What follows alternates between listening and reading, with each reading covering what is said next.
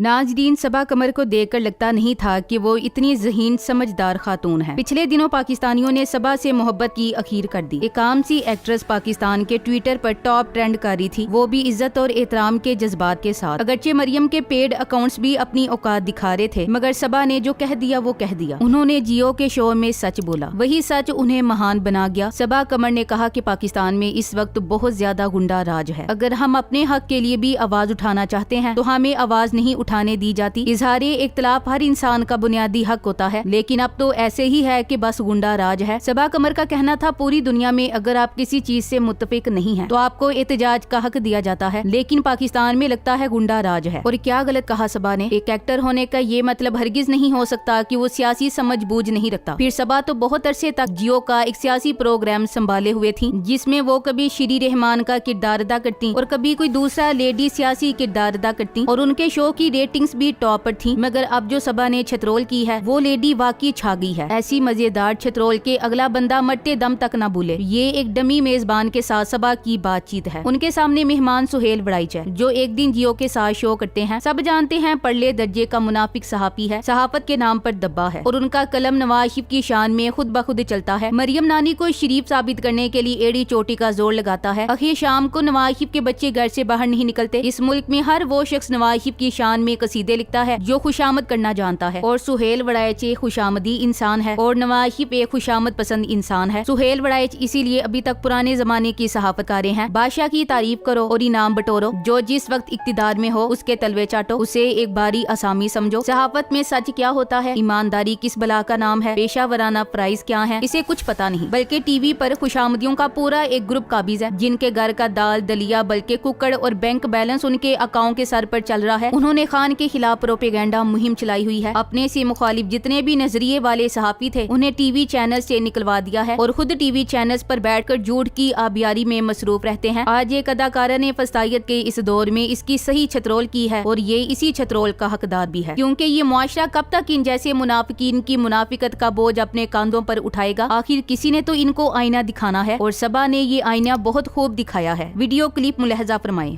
आम एक्ट्रेसेस के बाथरूम इतने बड़े क्यों होते हैं? क्योंकि आपके सवाल बहुत घटिया होते हैं, तो एक्ट्रेसेस का पेट खराब हो जाता है, तो जब खराब होता है तो बड़ा वॉशरूम चाहिए होता है। आप अभी तक इतनी तरोताजा। मैं सब्जी हूँ, तरोताजा। मेरा मतलब है सबा जी, आप अभी तक नौजवान हैं। लोग सवाल तो करते होंगे कि आप शादी कब करेंगे? मौलवी बुलाए, मौलवी बुलाए।